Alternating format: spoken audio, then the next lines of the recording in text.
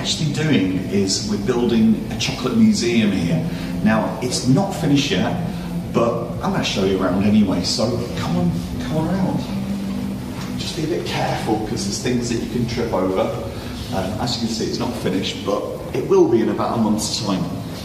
So what we're actually doing here is we're building a working chocolate museum. And it all starts, I don't know if you can see this, but it all starts from these beans, okay?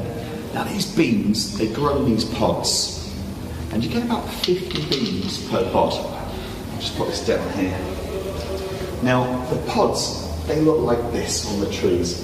Now, what you've got here is a real-life, genuine, 100% imitation papier-mâché cacao tree plantation. But the colours are right, okay? These are the right colours, the right sizes, and I think they're quite beautiful, actually. So what actually happens in the cocoa or the cacao plantations is the beans are first harvested, they're then fermented, which develops the flavour. It's a really important part of the process. And then they're dried out, literally dried out in the sun on the floor.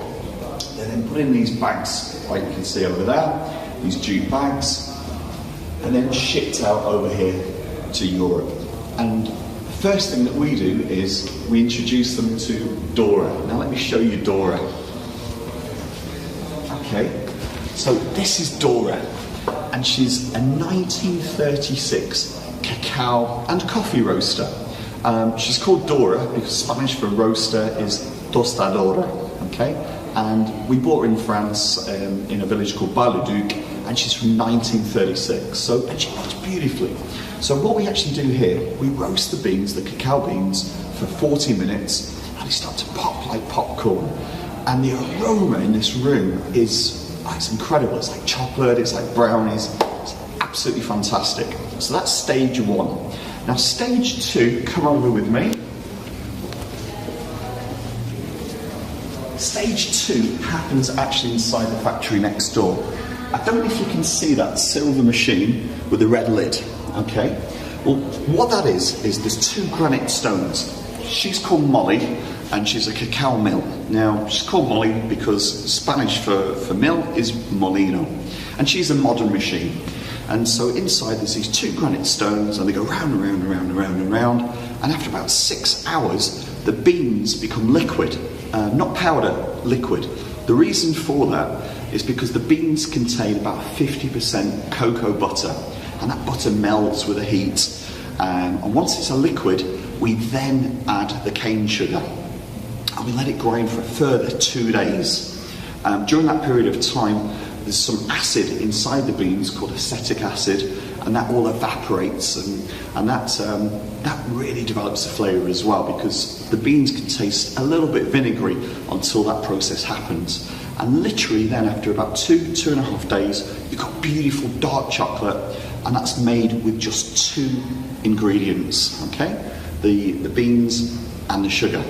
Now the problem we've got with Molly is she's too small. We've outgrown her. So I'd like to introduce you to Molly version 2, or Molly's grandmother. So now Molly's grandmother, I found her rotting in a barn up in the north of Spain, in Zaragoza.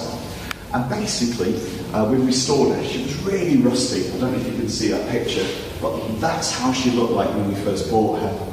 And so we've been restoring her. We're now about to put the motor in. But basically, the idea will be you're loaded with beans. It's exactly the same as the modern machine inside. So loaded with beans, the motor will spin this round and round and round, and these huge granite stones, which weigh 300 kilos each, and they'll just grind and grind and grind. And then basically, after about 2 days' time, we'll have, with this machine, a couple of 100 kilos of chocolate, as opposed to 40 kilos of chocolate that we get with the smaller machine inside. So that's going to be really cool. The last of our machines here is Heidi. Heidi is a 1960 printing press designed in Heidelberg, Germany.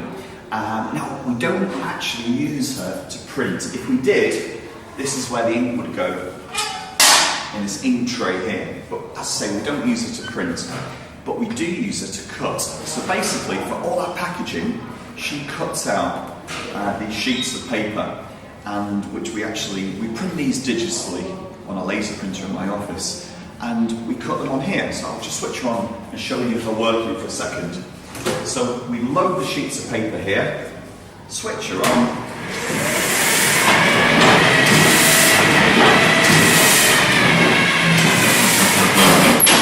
and that's what she does. So effectively, the end result is, well, let me show you this. These are the sheets that we put into Heidi, and you can see these. And then they're coming out, and literally, once they've gone through Heidi, we can just pull them away, like so. And we've got our packages. These then get folded up inside the factory, and we fill them up with chocolate. So this is Heidi.